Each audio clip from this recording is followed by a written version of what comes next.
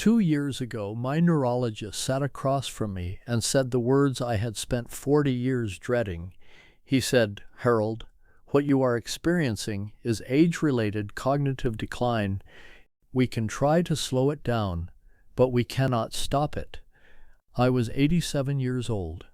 I nodded. I shook his hand. I drove myself home. And then I sat in my kitchen and made a decision that changed everything. That was 2 years ago. Last Tuesday, the first finished a 500-piece puzzle in under 2 hours, and I recited every one of my 8 grandchildren's birthdays from memory without looking at a single piece of paper. My name is Harold James Callahan. I am 89 years old. I was born in 1937 in a small town in rural Georgia, back when the milk came from a neighbor's cow and nobody had ever heard the word supplement. I cook my own meals every single day. I walk 2 miles every morning before the neighborhood wakes up. I tend my own garden.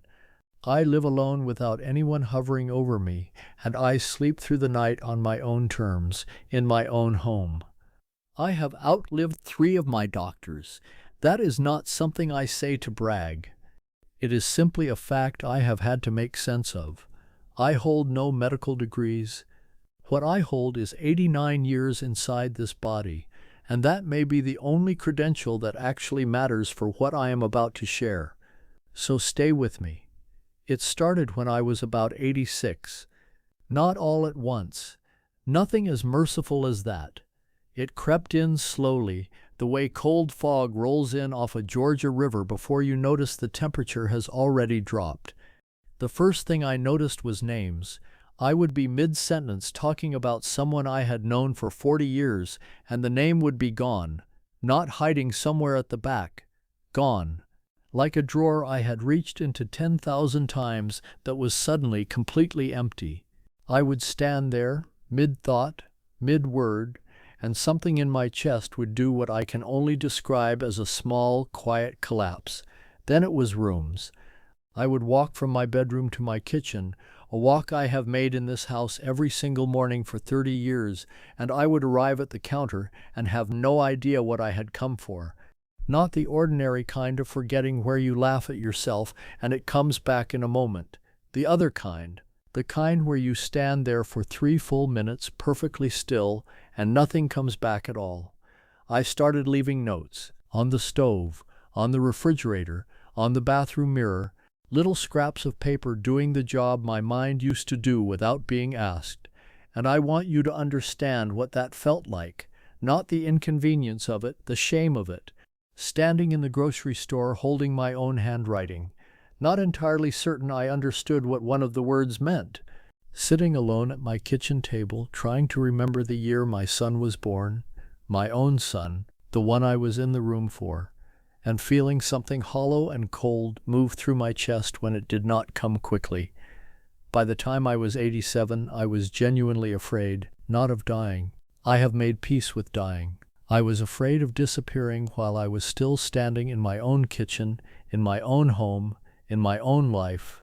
My doctor, and I want to be clear, he was a kind man, a decent man, sat across from me and said words that have stayed with me ever since.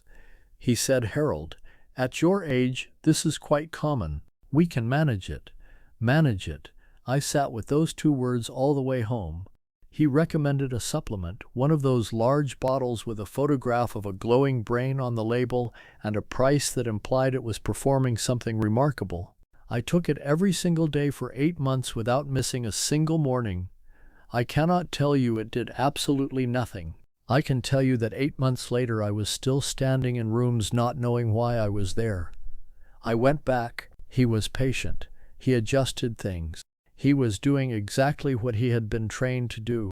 But I remember sitting in my car after that second appointment, looking at my own hands on the steering wheel, and saying out loud to no one, "I am not willing to accept this." I refused to accept that this was simply what 87 meant. I made a quiet, fierce decision that afternoon, and I never looked back.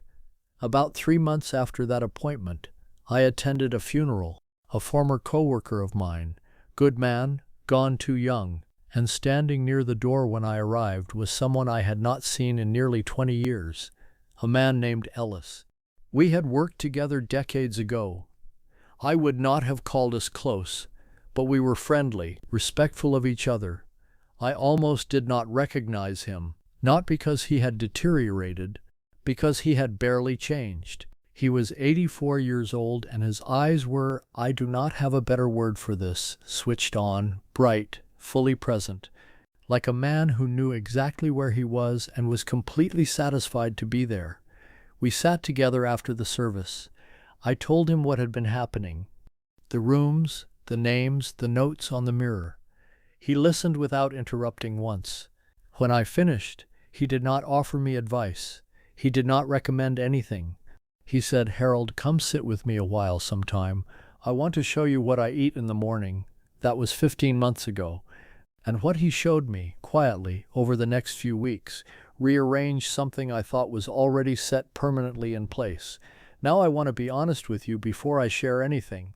None of what Ellis showed me came in a bottle. None of it had a patent or a brand name or a celebrity's face on a label. What it had was consistency and a specific understanding of how to use each one correctly. And that second part, the how, turns out to be everything. The first morning I sat with him, he put half a cup of raw blueberries in a bowl and slid it across the table. I almost laughed.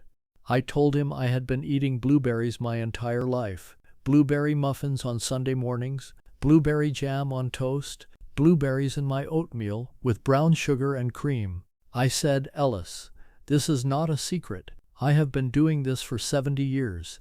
He looked at me for a moment and then he said, "Harold, that is exactly the problem. Here is what most people do, and what I had done for decades without realizing it. They eat blueberries buried in sugar, inside muffins, inside sweetened yogurt, stirred into jams that are more corn syrup than fruit. And what the sugar does, friends, what the sugar does to everything the blueberry is trying to give you is create the very inflammation in the brain that the blueberry is working to quiet. You are sending someone to put out a fire while someone else pours gasoline on the floor. The goodness gets drowned before it can do its work. The right way, the way Ellis showed me, is raw, plain, fresh or frozen, it does not matter much, but raw, with nothing added, half a cup, every single morning, before anything else, before coffee, if you can manage it, before toast, before eggs, first thing. Now here is what is actually happening inside your body when you do this correctly. Researchers at Harvard found that the flavonoids in blueberries, specifically a family called anthocyanins, were associated with a measurably slower rate of cognitive decline. In their study, people who consumed the most flavonoid-rich foods showed cognitive aging that appeared approximately 2.5 years younger than those who ate the least. Not a feeling. A measurable, documented difference. What the anthocyanins appear to do is cross the blood-brain barrier. They get directly into the brain, where they reduce oxidative stress and inflammation, in the regions most responsible for forming and retrieving memories. 3 weeks after I started eating raw blueberries every morning, half a cup, plain, no sugar, nothing added, the names began coming back faster. Not perfectly and not all at once, but faster. Like that drawer that had been empty was beginning to have something in it again, small but real. Stay with me, because what Ellis showed me next surprised me even more than the blueberries. The second thing came on a Wednesday. I arrived at Ellis's house mid-morning, and he opened his refrigerator and pulled out a can of sardines. I looked at that can. I want to be honest with you about my first reaction. Sardines were what my father ate. They smelled like the inside of a fishing boat in August. I had not eaten one in perhaps 50 years. Ellis set it on the counter and said something that stayed with me. He said, "Harold, your brain is roughly 60% fat. Not a little fat, 60%. And the specific fat it needs most, the fat it is literally constructed from, is something called DHA. And right here in this can is one of the most direct ways to give your brain exactly what it has been asking for." Now I want to tell you where almost everyone goes wrong, because this matters. People hear the words omega-3 and they go to a drugstore and buy a bottle of fish oil capsules and take one on the days they remember, skip it on the days they do not, and then wonder after 6 months why nothing has shifted. The problem is not just the inconsistency, though that matters too. The problem is that many of those capsules are weighted heavily toward EPA, which has its own uses, rather than DHA, which is the fatty acid the brain uses structurally. EPA is closer to fuel. DHA is building material. Your brain does not want fuel. It wants the material to rebuild itself with. The right way is whole food. 2 to 3 servings of fatty fish per week, consistently, without skipping. Sardines are ideal, canned in water or in olive oil, eaten as they are. Wild salmon works, mackerel works, but the key word is consistent. Every week the same way, without fail. The National Institutes of Health has documented that DHA makes up approximately 40% of the polyunsaturated fatty acids found in the human brain. Researchers at the Cleveland Clinic found that people with higher omega-3 fatty acid levels in their blood had measurably larger brain volume in areas associated with memory, particularly in a region called the hippocampus, which is the brain's primary center for forming and retrieving memories. Measurably larger. Not figuratively, physically. By the 6th week of eating fatty fish consistently, I noticed something I had not expected. I was sleeping more deeply, and when I woke, my mind felt the only word I have for it is cleaner. Like a window that had been slowly filming over for years, and someone had finally taken a cloth to it. But what comes next, the third thing Ellis shared with me, is the one that made me feel for the first time in almost 2 years, like myself again. The third thing was walnuts. Ellis kept a glass jar of them on his kitchen counter the way some people keep candy or spare change. A small handful, raw, every afternoon without fail. I had eaten walnuts before, but the way most people eat them, and the way I had for years, is where the problem lives. Salted and roasted from a can. Pressed into brownies or mixed into trail mix alongside dried fruit that is loaded with added sugar. And here is what that does to what should be one of the most powerful things you can give your brain. High heat roasting degrades some of the delicate plant compounds that make walnuts valuable in the first place. The salt, over time, works against the circulation and blood pressure stability that your brain depends on for consistent, steady blood flow. You are technically eating walnuts and receiving a fraction of what they are capable of giving you. The right way is raw, unsalted, 1 ounce, which is approximately 7 whole walnuts, every single day. Not a handful the size of your fist. Not a bowl full, 7 walnuts, consistently, every afternoon, rather than a large amount occasionally.